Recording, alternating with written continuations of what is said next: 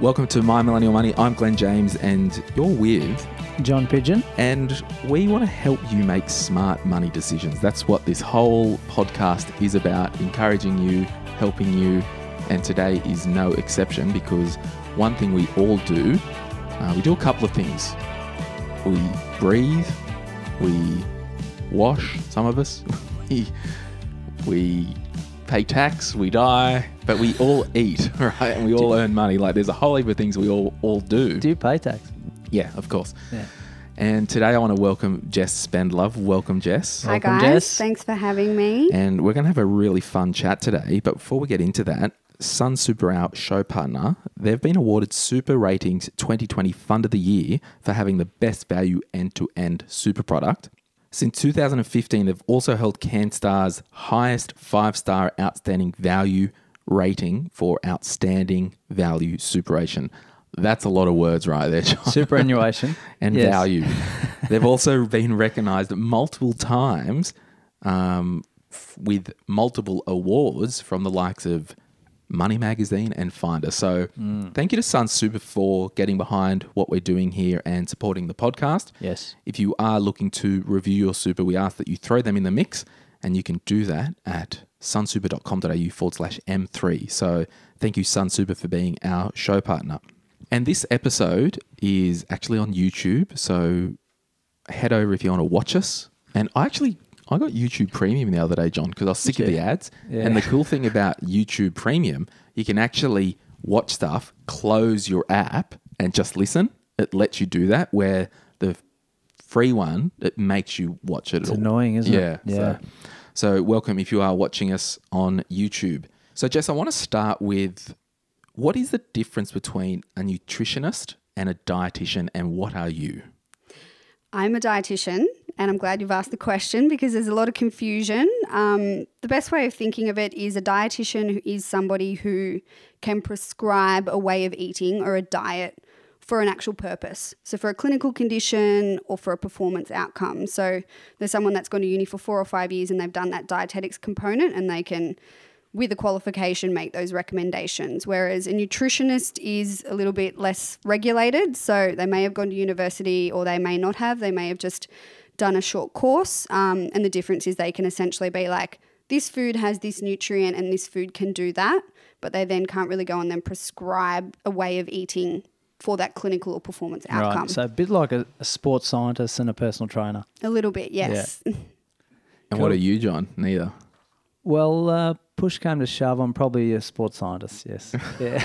I don't know the difference. So, okay, so just on that, there would be a dietitian that would work in the hospital as opposed to a nutritionist. Yes, yeah. So before I got into sport, I actually worked in a hospital for 3 years. Right. Yeah. So if somebody was admitted as an inpatient and they had some surgery and there had to be some lifestyle changes to their eating, you would sit with them and actually say, look, I recommend you eat this, this, and this, which will cause that. Yeah, so there's inpatient or outpatient in the hospital setting, and depending on how sick the person is in the surgery, so they may be seen on the ward and then prescribed different types of feeds, so enteral feeds or different supplements, or there can be just general recommendations for when they're being discharged on how they should eat to change X, Y, and Z. But that would typically be an outpatient clinic. Yes, Yeah. cool. So most dietitians would head down a particular path, i.e.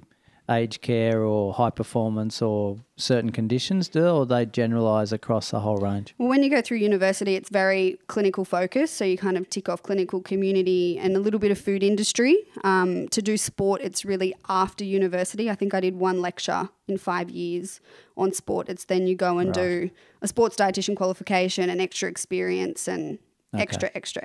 Sure. Yeah. So what we've asked Jess to do is we want to get really practical today. And, a lot of us are eating at home more because of, things are shutting down and have shut down. And by the time you're listening to this, there might be some things opening up. But I think what will happen, John, is we'll get into a bit of a habit of going, oh, I can actually cook crap at home and it's saving me money. So people might start to cook at home more than what they were doing pre-COVID. Yeah. And I think this podcast will actually make us realise that it's much easier than people think. Totally. And I think I'll add as well, yes, we did interview the doctor and the professor last year at Newcastle University, and that was amazing because we got to it was a pretty technical podcast with the food, and it was Q&A, and it was wild and awesome. But this one I like because it's all practical. Yes. And Jess works in the trenches with a lot of high performance individuals like myself and other athletes. Best of the best. Best of the best. You were going well there for Like a while. yourself.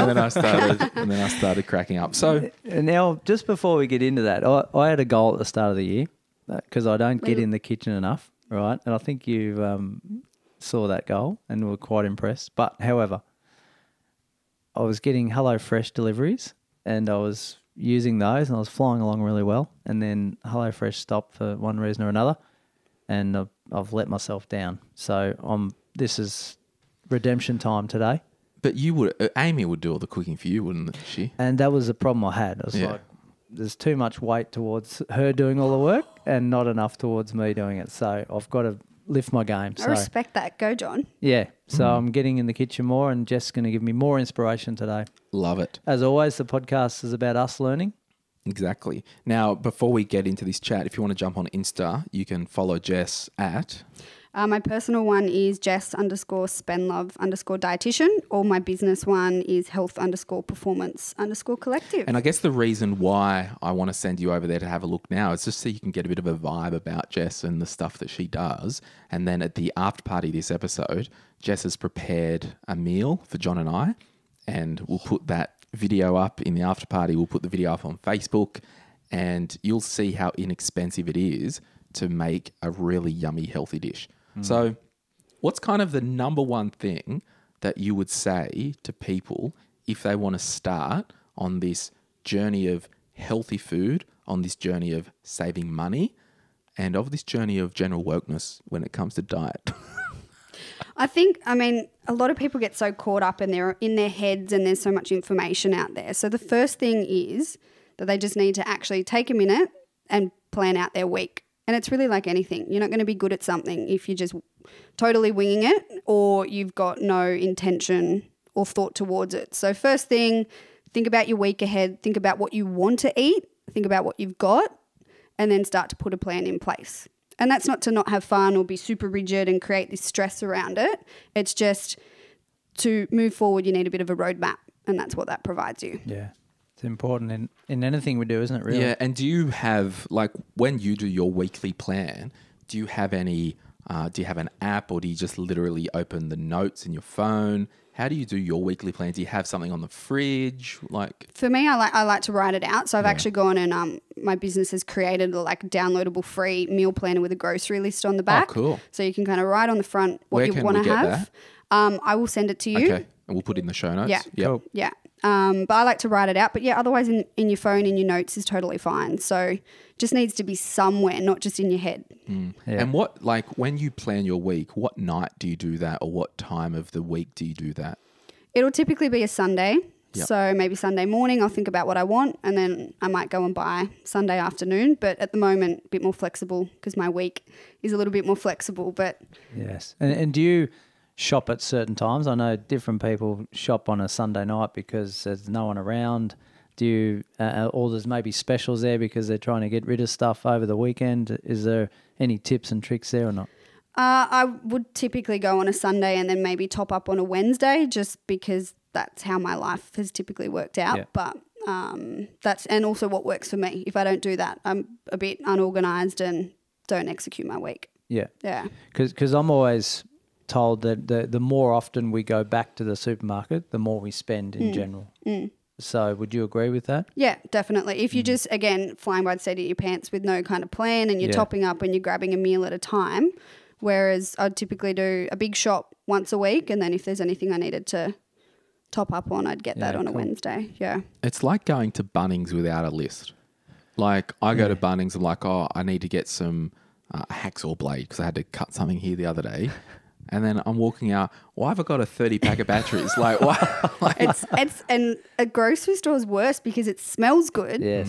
There's specials. There's all the things out that are strategically placed that we all want to eat, probably don't need to eat. And if we don't have that list and the Yeah. things we're sticking to, which is going to help save us money. And that goes back to just general budgeting. The people who have a plan, a budget in place with their money Yeah. generally do better because there's some type of system. And I Totally. think it's important to, with your eating and your planning, like I would probably be the one, because I'm going to try your meal planner. And I think maybe if I did, because I was just thinking then, like what if I did week A, week B, week C and just had 3 versions just so it's easy. So it's like, we're running week C this week. It's bangers and mash on Wednesday.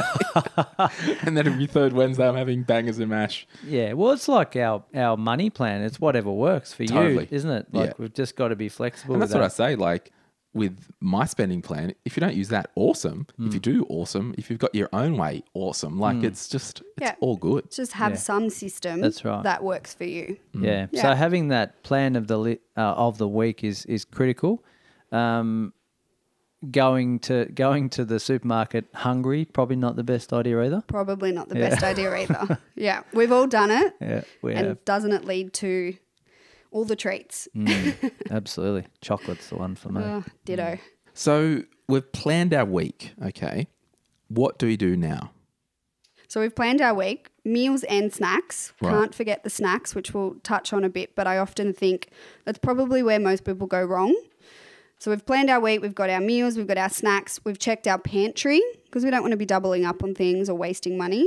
And then from there we create our grocery list. So we actually physically write the list and then or type it in your phone and then you take that with you. So there's no point it being up here because like we said, there's all the distractions. Yeah. Yeah. Yeah, right. And if you're sending someone else, the list needs to be very well detailed Yes. so that you actually come back with the right stuff. Portions, brands if you're that specific. Yes. Yeah. So just with, so we've planned our week and now we've got to execute. Like, do you find in terms of cost and quality, do you go to like Coles, Woolworths or Aldi for staples? And then do you buy your protein from the butcher? Do you buy your bread from the baker? Do you then buy your candles from the candlestick maker?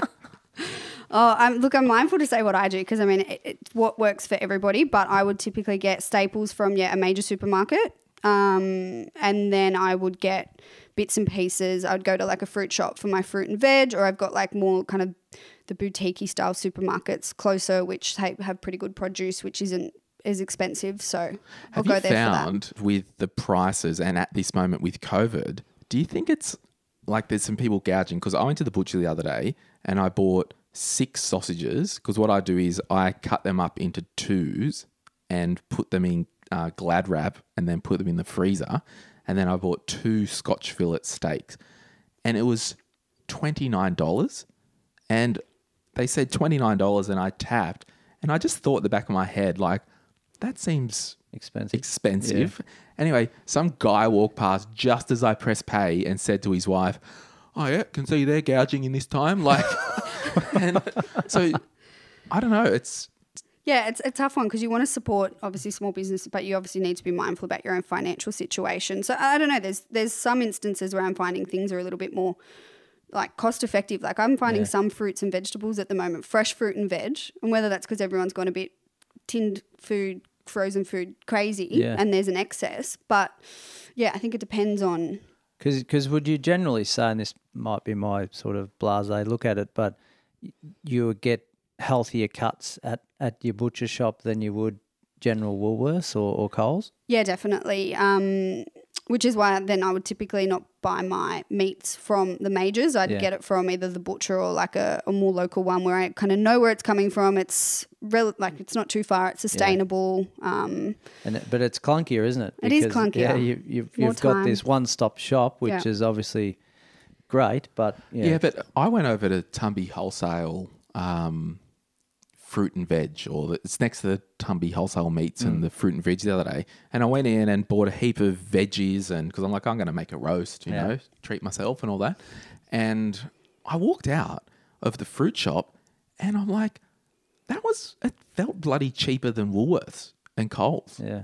Probably because it's all on its own. Yeah, I don't know. Putting everything or else is in the it trolley. just because I hadn't bought my cleaning crap and everything in the one thing? I don't know. But I think at the end of the day, you've just got to start, if you really want to hone in, and I did this as well, like if I go to Woolworths or Coles and I want to just get a bit of bacon, for example, I just go over to the deli, because the best thing I've learned, and the best thing I think the Australian government have done for consumers, have made them put the price per 100 grams, the price per litre. So you can actually compare, do I want to pay $27 a kilo for my bacon in the fridge aisle or $2 over in the deli? Yeah, and I think there's this continual argument, cost over quality, isn't it? Like where do you sit with that? Is everyone's different. And you need to find your sweet spot, because you're not always going to get the healthiest, best, highest quality item for the lowest cost. No. So it's really your life, your budget, where food and nutrition sits for you. And for me, obviously, I'm a dietitian, slightly biased, but it's an investment in your health, which is pretty much the most important thing in your life. So yeah, it's not necessarily cheaper is better because it costs less if you can afford a little bit more. So yeah, it's find your sweet spot. Okay, so question. So you work with various clients. So I'll say elite AFL and NRL teams. You will help plan food for individual players or as a team. I would ask, or I'd probably make the comment, budget probably isn't the main driver there in terms of... There is a mixed range. Like there's definitely well-paid players, so it's not necessarily. But there are like your draftees or your younger or like your fringe players. Yeah, well, even to the other extreme, if you're doing meal planning and you work with F45, like if you're a new player, you might be earning 150K, which is nothing compared to $1 million. But if you're working with F45, you've got to do stuff for average people like us in the world that we don't have unlimited money per se. So I guess what do you kind of look at when you are building a meal, probably more for the F45 programs and stuff like that? And then conversely, what do you do if there's a player who might be on $1 million a year salary who's like, I just want to eat healthy and be full? Like, you're still, the foundations of eating well, regardless of who you are and what money you want to spend, are the same, which is like good quality protein, whole grains, and your fruits and your vegetables. And I think for me, when I look at a lot of recipes, like I get turned off a recipe if it's got too many ingredients. So I think if you're starting with the basics and then you've got a few things that you add to it to flavor it, like I really like those infused extra virgin olive oils or a couple of different spices, well then you can eat quite well without necessarily spending all this extra money, just with a few things that are going to flavor it. Whereas obviously if you're somebody that's got a lot of money to spend, then you can get a bit more fancy with different things. Yeah, okay. So when you're working with the professionals, for example, you would prepare meals or prepare food for their training and for game day versus giving them plans for them to go home and shop and cook and do all that. Yeah. How does that vary? To be honest, I've probably moved away from the meal plans a lot because, I mean, it's all about behaviour change, which is more like focusing on the person and the area that they need to change. But a lot of my job with the teams is actually working with the different chefs or the hotels or organising food suppliers to get food in which I've essentially nutritionally approved and they like, and it's going to help with their performance. So there's a lot of logistics and organisation from anything they eat at any time or any touch point with them while they're like working or training or playing. Okay. So just, there's a AFL game and it's half time and they all go into the shed and, I don't know, do their prep talk or whatever they do, I don't know, or pep talk. I don't ever see them eating a banana. Some of them do. Some of them do. Yep. Toby Green has to have his banana at halftime every week. Shout out to Tobes. Every bloody tennis player will have a banana or half a banana. So are there any kind of, I guess, what are the little go-to natural energy boosts that's good quality? For everybody or just for like, I don't know, I'm about to go for a run. Yeah. So 20 minutes before I go for a run, should I have X? Yeah. Caffeine and carbohydrate. So shout out to caffeine, which we're having a nice cup of coffee here right now. That, John? Yes. Yeah, so thanks to Glee Coffee, we're having a Burundi natural process and the bourbon variety. I don't know how you say that. No additives, no milk. It's delish. No sugars. So good. Just you can go to gleecoffee.com.au and at the checkout, put the promo code M3 and you can actually get 15% discount. It's pretty good. And that's not even an ad. They've just left the code from when we used to advertise for them. And they get free marketing right there. And they and get then. free marketing Yeah. right there, gleecoffee.com. But yes, great energy boost pre-workout would be caffeine, and it actually helps you work harder for longer or exert less energy. So it prevents right? fatigue. So it's great. We love caffeine pre-workout. And then a bit of carbohydrate, which is our body's natural energy source. So a banana is a very common go-to. Other people might like dates or any fruit really in general, a piece of toast, maybe with, I don't know, peanut butter or honey or, yeah, look, depends on the person and the type of training and all of that. But if you're feeling tired and you're about to train, caffeine and carbohydrate. Because in general, if you're going for a half-hour workout, 45-minute workout, you should usually have enough in the system to get you through with general training sessions as opposed to competition. Yeah, look, if you've eaten, and I guess another when we get to the snack part and how to regulate your eating, like if you're eating relatively consistently across the day, a couple of meals, 1 or 2 snacks, whatever works for you, then no, you probably don't need to necessarily add something. But if you've not eaten for 3 or 4 hours and you've got a bit of an energy dip and you're about to go do something, well, you might just need that from a day and an energy boost point of view. Yeah, cool. Question, is there such thing as, like, if there was 100 calories, right? So, for example, a date might be 50 calories. So if I had 2 dates, 100 calories versus a spoonful of Nutella, that was 100 calories. Is there such thing as healthy calories and unhealthy calories? 100%. And does it matter? It does matter. In the long run, it definitely matters. Right. So I'm just fact checking someone from they told me the other day. Shout out if you're listening. Don't know if you listen.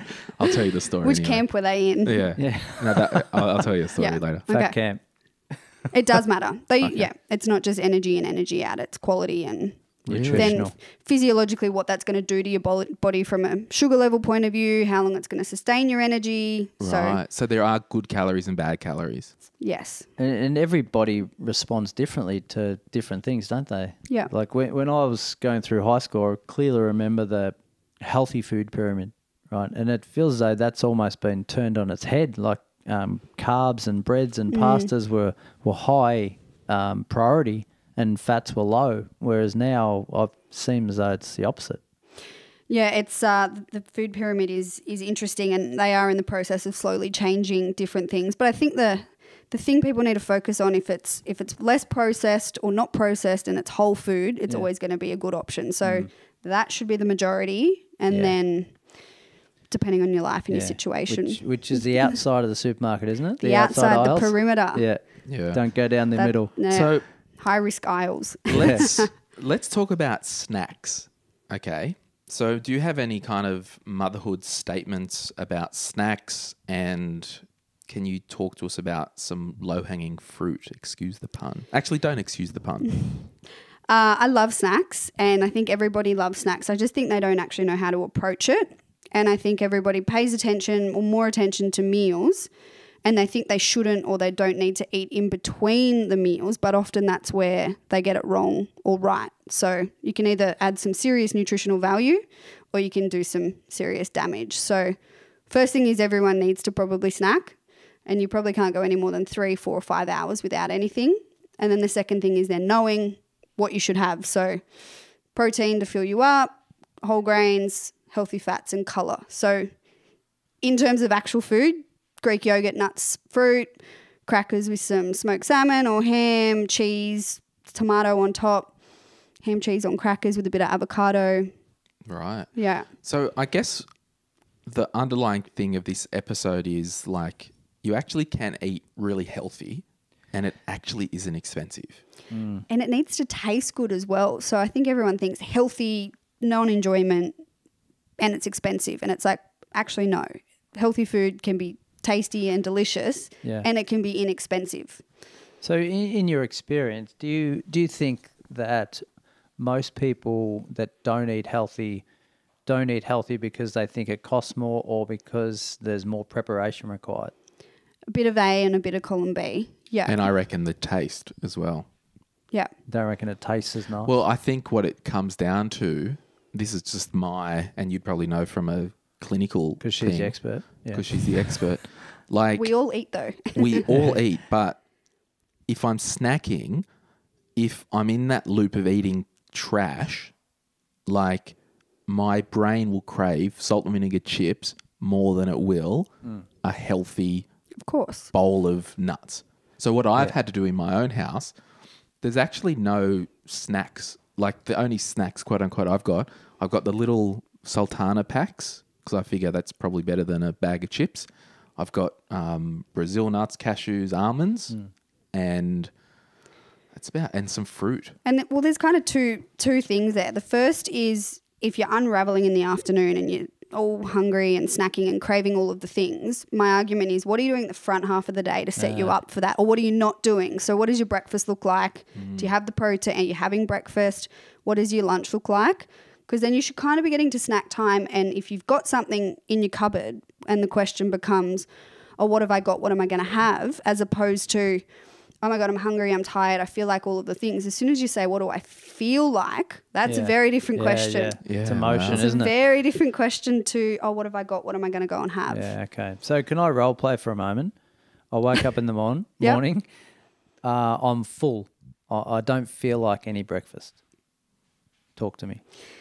It's a very common one. I'm not hungry. And my, I guess, question there is that a habit? So how have you always eaten? If you've never had breakfast, you're not going to automatically start having it.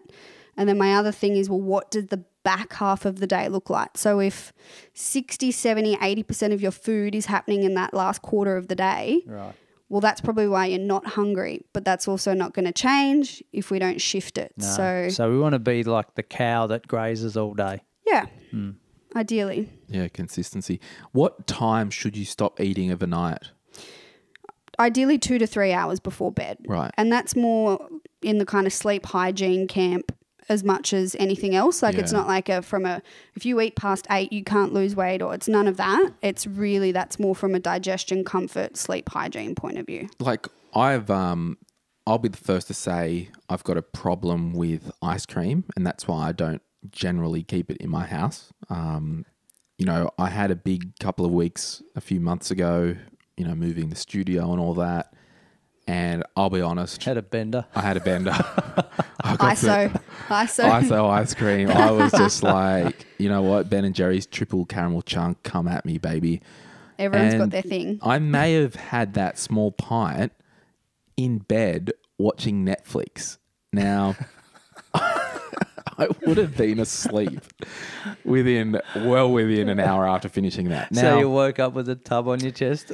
almost. But I guess what I'm saying is those, like, back to your sleep hygiene thing, you don't sleep as well having 5 ton of sugar in you. Yeah. Like, so yeah, I had a bender. What can I say? Yeah.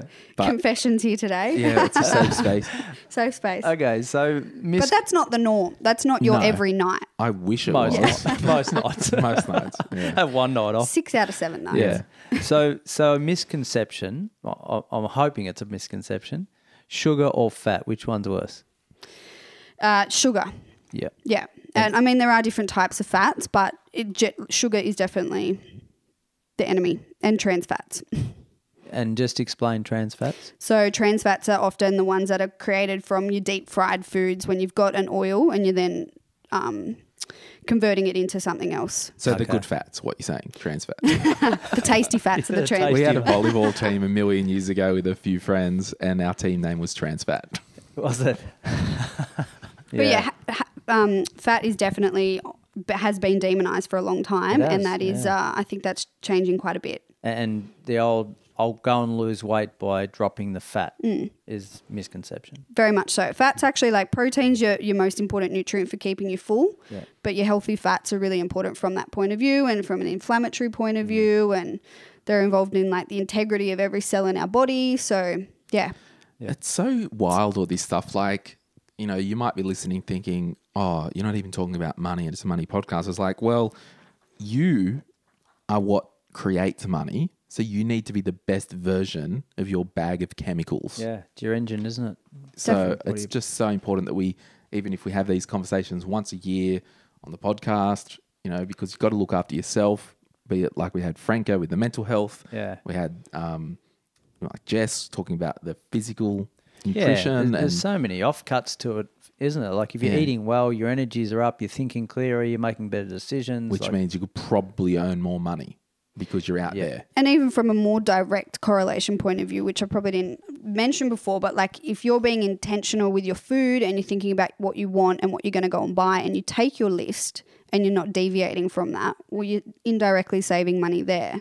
And also if we're Totally. cooking more at home at the moment, you know, the classic, I'm all for going to a cafe and I really enjoy that, but even just not going for your eggs and your avocado on toast at the cafe and doing that at home, we are indirectly saving money there. Yeah. So, well, directly. Yeah. Now, talk about diversification with our eating. Have you got a little TED talk about that? Yeah, so it really refers to like not just what you're eating, but getting a variety in there. And, you know, plant proteins and vegetarian diets and all that are kind of on the up at the moment. And we don't need to go hardcore no meat or vegan. But there is definitely, from an environmental point of view, from a health point of view, from a cost saving point of view, benefit of eating less meat and more plants. So your burrito bowls for lunch today are an example of that. So we've Can't wait. Can you call 000 because it's about to be a crime scene. I'm going to bloody demolish that. I've got hunger pains already. but yeah, so diversification really just means getting different types of foods in your diet, and in particular more of your plant proteins. So yeah, a great way to introduce that is half the mince, add extra beans. A, you've saved money because it is a lot cheaper, and B, it's good for your gut, it's good for the environment. Absolutely. Win. Growing up on the farm, we were 9 times out of 10 meat and 3 veg, and it was actually meat and 3 veg for lunch and also dinner. Right, so there wasn't much diversification there, but I'm still here today. Yeah. Right.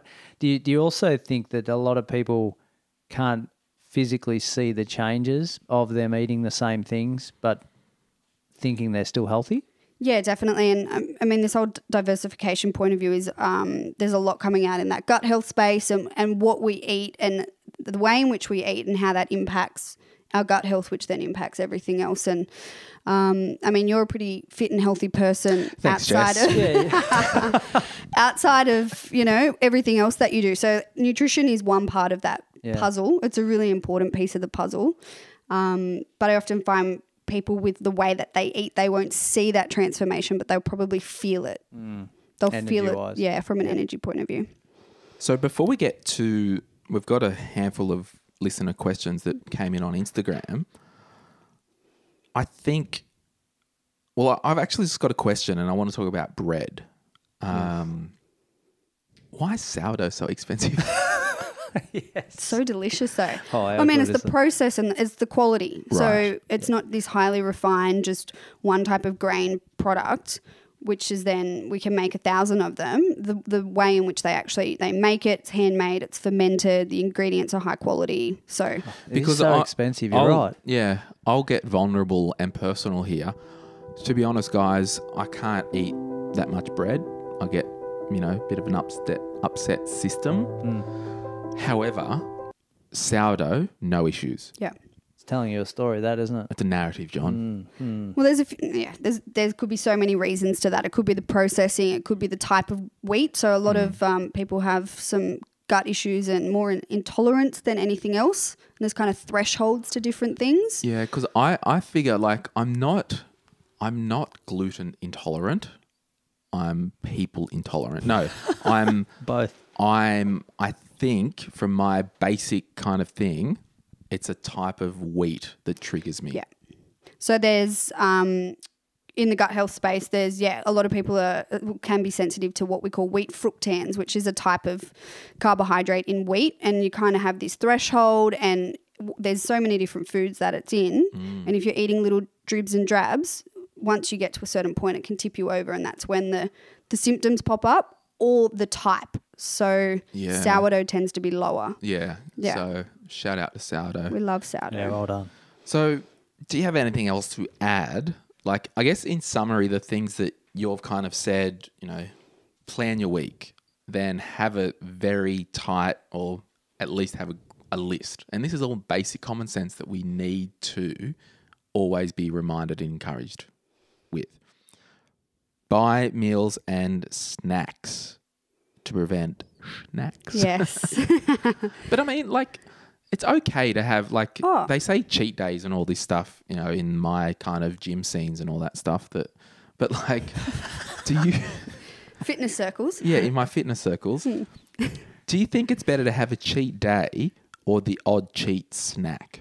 I think it's better to have cheat snacks. Yeah. So look, 80-20, it's food, you need to enjoy it. And I love food. I mean, I posted on my story last night that I was having a little Whittaker's coconut chocolate slab thing. So I'm not, Just one? Just one. Yeah. But you need to enjoy your food. But I think, yeah, it's better to spread it out across the week than one day where you've just... Yeah. Diversify your eating. So Yes. get as much different variety as possible. Yeah. Like your investments. Yeah. And stop telling yourself that healthy is expensive. Yes. Because it so isn't. Definitely. It's very much a myth. I mean, in some regards, if you're getting the organic special superfood thing, which, you know, I mean, that's one kind of frustration that I have. Things that are called superfoods Or it's are just often food. not superfoods. Yeah. It's like your oats and your berries and your basics. They're actually the things that are your... And these examples I've got in front of me are astounding, aren't they? Yeah. Can you read a couple of those for me? Just I might need you to jog the memory on what I wrote. so like potatoes and oats and Yeah, so 150 grams of potatoes, which you might obviously cook up for your dinner or roast up and do whatever with them, is 60 cents for 150 grams in comparison to a packet of potato crisps for the same weight, which is $2.90. Or I like this one, a 100-gram apple was about 60 cents compared to a 100-gram fruit bar, which is $1.90, or a 100-gram chocolate bar, which is $4.30. oof. So Wow. we're not comparing apples with apples there. No, literally. So it's maybe a mindset of preparation in that part as well. Very much. Yeah. Now, let's, Jess, if you wouldn't mind, answer some listener questions. Sure. Claire Ruther has asked the best long-keeping and healthy foods. Yes. So I wasn't sure if that meant like cooking and then storing or just foods in general. But if we're talking obviously your pantry items, anything that's dried is obviously going to keep. So, and stock up on all of that when it's on special. If we're talking foods to make and prep and keep in the fridge, anything with a high water content can't be kept for more than a few days. Otherwise it can make you really sick, like washed lettuce, rice, pasta, etc. And yeah. What about celery? What about celery? Seems as though it lasts longer than it should, celery.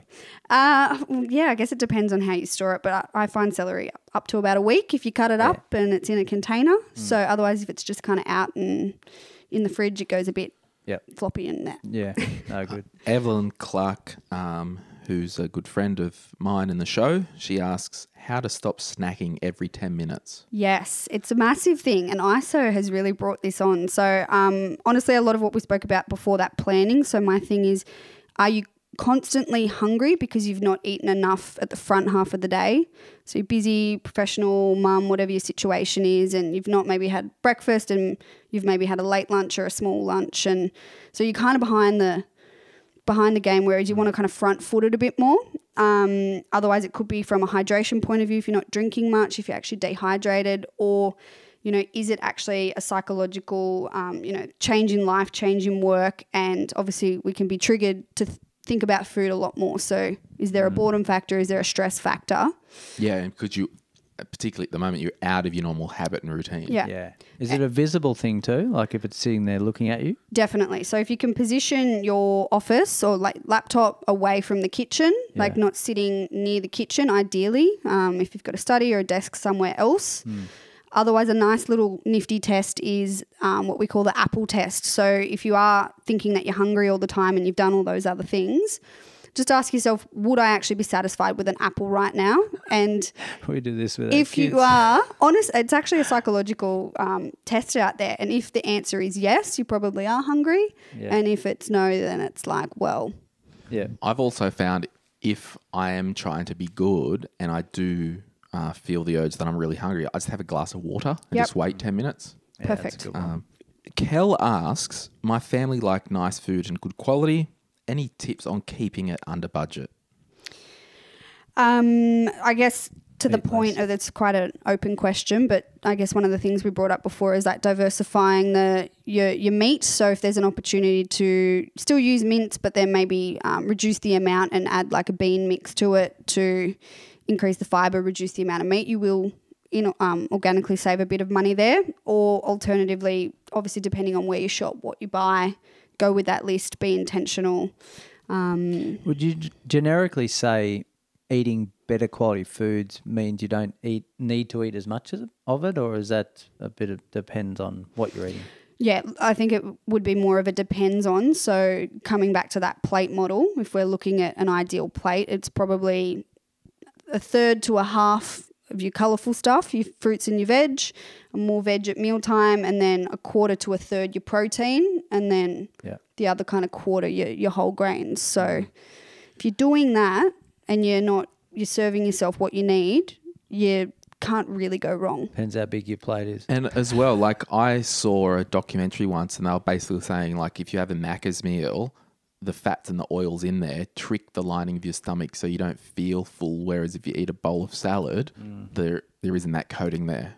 That's a layman's... Well, and then it can also be like, depending on the quality, how quickly your body digests it and then what it does to your sugar levels. So Right. if you've had, going back to that carbohydrate analogy before, the Nutella and the dates or whatever it was, like the fiber in the dates, and it's going to be digested more slowly. So the release is slower. So then we don't get hungry as quickly. So good. So many factors. Sea Salts and Sundays, who's a regular contributor. Veggie options and kid-friendly options, please. So I guess one good thing with vegetarian way of eating, because it does include a lot of eggs, dairy, lentils, legumes, like naturally it is actually quite a cost-effective way of eating, because obviously meat is often one of the pricey points of the way that you would eat. So eggs for breakfast, lentils, legumes, etc., that type of thing for your lunch, maybe some tofu at dinner. Kid-friendly options. Oh, what are we talking? Snack. John might be more... Yeah. Fish I fingers. don't have children. I should. Well, I think you're following a similar model, aren't you? Always. It's the same type of foods, but they're just in healthy versions, like your fruit packs and natural stuff. Like, we argue with this. We don't argue, but we it's continual conversation point around what we should be putting in our kids' stomachs, because majority take the quick and easy option of packet of chips. Yes, and often, it is still the same stuff, like your fruits, your veggies, your whole grains, your lean proteins, and often with children, it can be the way in which it's served, the manner in which it's served, the influence of the parents. So cut it up, make it look pretty, hide it in your food if you need to. Yeah, we do a bit of that. But the principles are definitely the same. Yeah. Yeah. Yeah, because it's interesting when we talk about preparing meals, probably more so dinner, is some parents will cook two separate meals to cater for the kids' taste, right? For me personally, that's a setup for disaster, because they're like conditioned to Exactly. have their own chef. Yeah. Eat together, eat the same thing within, reason, all sitting down, ideally eating at the same time. It's very influenced from a behavioural point of view. Yeah. Well, we might leave it there. It's been a fun chat, and thanks for listening. If you want more information, particularly of the recipe that Jess has prepared for us that we're going to do in the after party, you can look at the show notes. There'll be a link there to the blog she's done, and I just think it's a really good time just to encourage us all about what we're eating. And like anything, if you prepare, it doesn't cost as much as you think. It's the same with like when I was in the States, I was buying last minute flights and changing my plans, and it was costing me a crap load of money because I hadn't prepared. Yeah. It's just no area of your life where this analogy or this model about preparedness actually helps and saves you money, and you end up with probably a better outcome anyway. Definitely. For sure. Preparation's power. Convenience costs. Exactly. So thank you, Jess Spendlove. You can find Jess on Instagram and details in the show notes. And we'll see you guys next week. Okay, bye. Bye. Bye.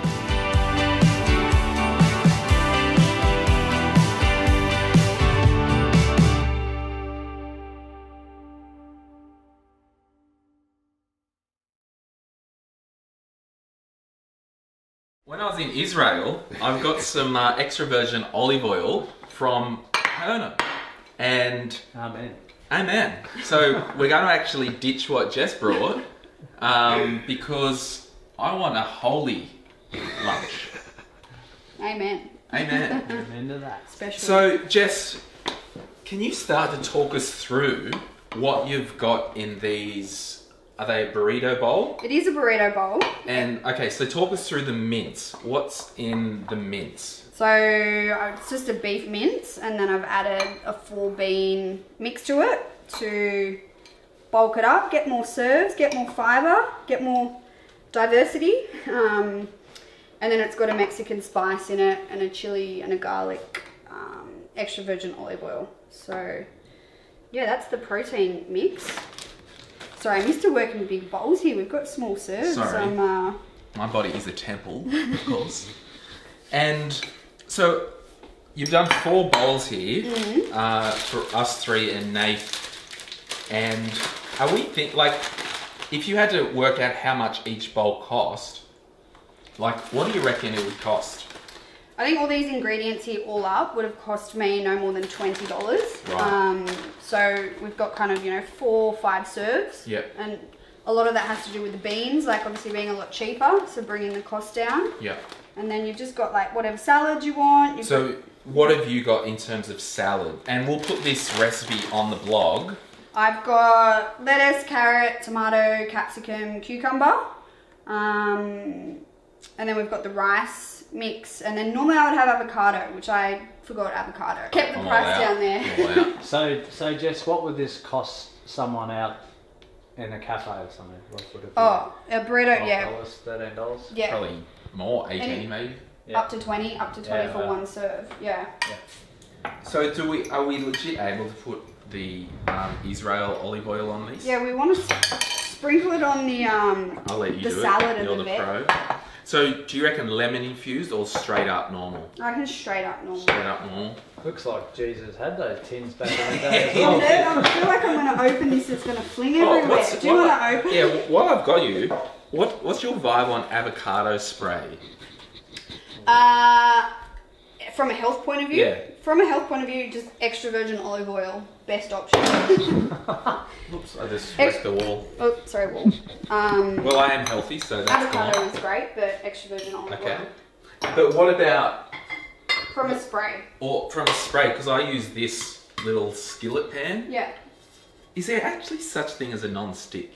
They start as non-stick, but... Yeah, they do. Yeah, but what you have to do, you get the olive oil, you put it on there, and you put it in the oven for 2 hours, and it actually seals it. Really? Alright. Gabriella Gate here. Oh, you got that off, sorry. I just was ripping it. Can we look inside Glen's fridge and see what's going on there as well? Yeah, can we do a live fridge audit? It's really embarrassing. That's what this will become, just the... Oh, have a look at this. Look at this. Oh, so I'm actually flat with the presentation. This isn't my best layout. Oh, the bowls are crap from IKEA. See, I probably need to... There we go. Now, do you want a fork? Or do you do it by hand? Yeah. Use the lettuce leaf to... But yeah, is that what you do? Yeah, definitely. No, I'm joking. Oh, I need to get some decent bowls. Pretty. Something I just don't care about, and that's bowls and stuff. So, all right. There you go. Look at that. What do you think, John? Might need a bit of... Oh, do you just kind of mix it? Mix it through, get a corn chip, get a bit of a, So basically, this is... Oh, shivers. I can't even... Oh, what's your vibe on cheese? Love it. It's, brie, camembert, it's not an everyday cheese, but cheese in general is a really great nutritious food source, and it tastes good. So this is a delicious, healthy lunch, or probably dinner, for $5 a bowl. And look, you could flavour it up, add a bit of sour cream, add a bit of avocado, that kind of thing. So, yeah. Is there a healthy sour cream? No. If you're having it, it's probably more just... It's the 80-20. It's the 80-20. The avocado, add that in there to boost up the healthy fats. The sour cream is more just... You need to have something in your meal that tastes good as well. Oh, Chili's good. The chili. Taste a bit of a spice in the... is it in the olive oil? There is in the olive oil or in the Mexican mint. Yeah. Yeah, you're probably right. You need a bigger plate. All right, we're getting the feel. Wow, $5. That's amazing. And this would be pretty healthy, hey? Yeah. It's real healthy. Oh, really healthy, yeah. It's really hard to eat things.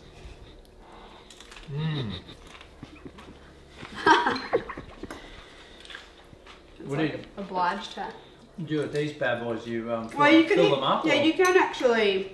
So sometimes I make tacos, and you might do some tacos, or you can do the little lettuce leaf, or like a century bow. That's what I was thinking. Yeah. So you could just like spoon a bit in, mix it up, bit of a crunch. Yeah, I don't think I'm delicate enough for that stuff. I'm gonna try that. What about pizza? Yay or nay? Asking for a That's friend. been ordered, Domino's. It's like anything. There's there's your better types, and then there's your not so great types. But if it's your 20%, Yeah. everyone's got their thing. I had pizza on Friday night actually. Toppings are the Wood key. fired, yeah. Toppings are the key. If you can get some veggies, if you can get some good protein, a chicken with some capsicum, tomatoes, mushrooms, etc. Like you're doing pretty good. You've got your carbs, your colour, and your protein. It's what we're always looking for. And I guess where most people go wrong, they might just have the protein and the carbs, but they don't have the colour. So one thing I like to say is, if a meal is only brown and white, it's not complete. Yeah. So think about what This you is can colours, add baby. to it. All the colours. I think worse than getting fake chicken on your pizza. If anyone needs more cheese, go for it. I love cheese. I'm a cheese bandit. One more corn chips. This will do us for days.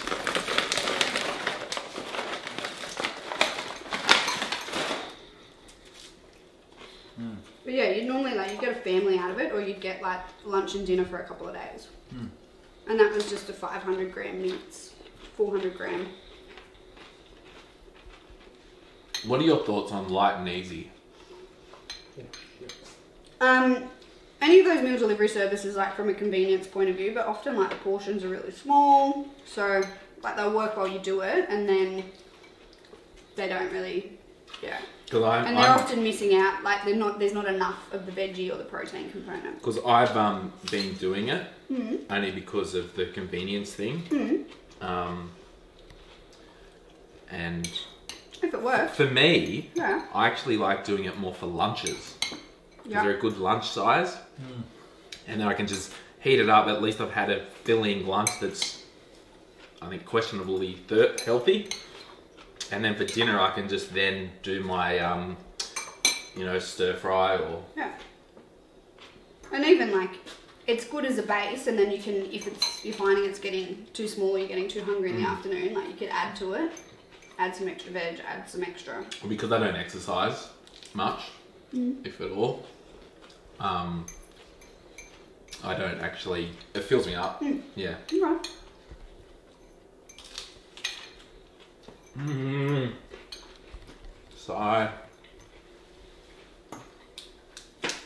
So you... Oh, we forgot to add the corn. Oh, we forgot the corn. And corn. Yeah, There's no room for the corn. We've had to create space. Yeah, it just does actually add some more flavour. Yeah, extra. Awesome, thank you. I mean, shit. Sorry. Well, I've got a bowl full of corn and also a Oh dear. bowl full of corn. When's the cleaner coming? Wednesday. Oh dear. I'm so sorry. That's alright. So yeah, this is such a good, like if you want healthy, if you want cheap, and you want yummy, I mean this homemade burrito bowl, fantastic.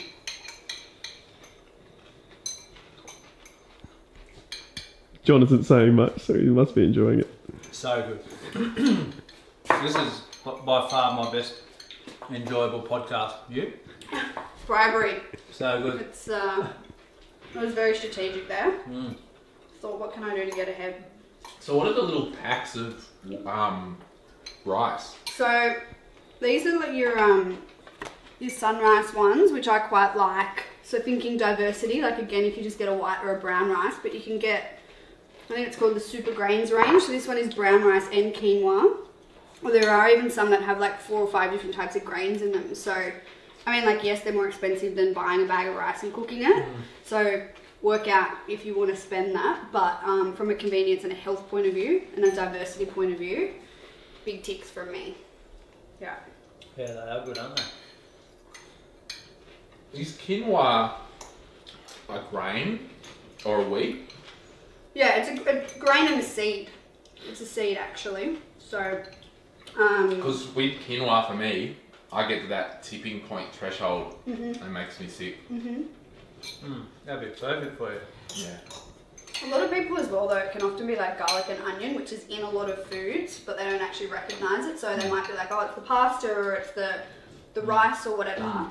But often it can be the little onion and garlic, which are really good for us, but they can often be that tummy trigger. And how do you identify that? Just the process of elimination? Yeah. So you can do that. There's a few different types of elimination diets. One's called a FODMAP. So you can go on a low FODMAP diet. It stands for, it's really like fermentable oligosaccharide, monosaccharides, and polyols. So hence why they've given it an acronym. But they're basically long chain carbohydrates, which we ferment in our gut, which are really good for our good gut bacteria. Right. But again, some of them we're a little bit more sensitive to than others. So if you've got, not very favourable gut symptoms, then just working out which one, because you don't want to not eat those foods because that'll actually change your gut bacteria and the environment. Yeah. When people go on these cleanses, I've done a lot of research in them, but I don't see a lot of logic there. Shocking. How long does it take for food to get through? Like if you, from start to finish? Anywhere from 6 to 8 to 24 hours, depending on how fast your digestive tract works. So generally mouth to like small intestine, large intestine is 6 to 8 hours. Yeah. I'll tell you a funny story about quinoa. It's probably not safe for camera. We want me to just say it anyway. So anyway. So I had to get a colonoscopy. Oh. It's actually normal for me to talk about that, so I'm just kind of like, yeah, it's normal. They say kind of a week before, don't have any Fibre. grains or stuff like that. Yeah. Anyway, the day before I started the fast, so for example, if it was on Wednesday, the procedure, and you're fasting on Tuesday, I'm actually Balmain, the cafe at the Point, Balmain East. Euphoria? Euphoria. I love that. I love That's it. where I get my Buddha bowls Oh, from. I love it. I'm at Euphoria having lunch on the Monday, for example. Get a nice healthy salad. It was full of quinoa. And at the end, I'm like, oh, crap. Anyway, in the doctor's report, she was like, Oh dear. there was a presence of a lot of seeds and we could almost not do the procedure. Oh, jeez. So we've had the main course and Jess has prepared... What are you doing? You put yogurt on it? Let the Oh, box it's put that behind. So, Jess, can you talk us through this healthy, inexpensive dessert that you've prepared for us? So it's just whatever muesli you have or you like, with some honey or maple syrup. I went with honey because my maple syrup ran out. With some extra nuts, cinnamon, vanilla essence, all mixed up. And then in the bottom, normally I just slice pear and put it in, but it was a little bit hard, so I stewed the pear a little bit and then put whatever berries you've got. I normally do blueberries, but I had raspberries. So yeah, it's a pear raspberry muesli bake crumble situation, and then you can put yogurt with it to make it pretty healthy, or you can put tasty ice cream with it to make it a bit more of a treat. But was your honey from Israel? From Golden Heights. So time to prepare, do you reckon? 10 minutes max. Yeah. It's literally ingredients in a bowl, slice the pears in the thing, pour the berries, put it in the oven, bake it for 20 minutes. Oh, extra virgin olive oil instead of From butter. Israel. And what do you think the cost for that would be? $5? Yeah, or less than. I would say it'd probably be $2 or $3 a serve. Yeah. Right. And we'll get you to put the recipe on the blog as well for that. So Maybe I'll work out the cost as well. yeah. So do you want to serve up what you think would be a respectable amount For two Each athletes. to their own. for 2 athletes? I like a fair bit of yogurt, so Me too. I love yogurt.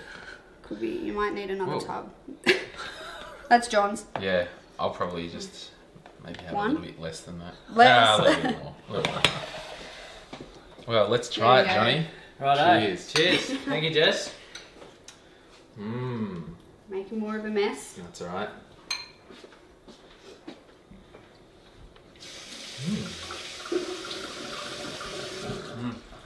Spot on. That's amazing. There we go. How nice is pear? I love pear. It's great. It's a low percentage fruit, but I love it. You can do a bit with it though. Yeah. You can spice it up. Yeah. Feels healthy. Yeah. Yeah, it's pretty healthy. Thank you so much for lunch. No worries. Thank you for hung Fantastic. around and watched us eat and talk about my colonoscopy. Is this after party? Yeah, I guess. So we'll see you soon. Bye.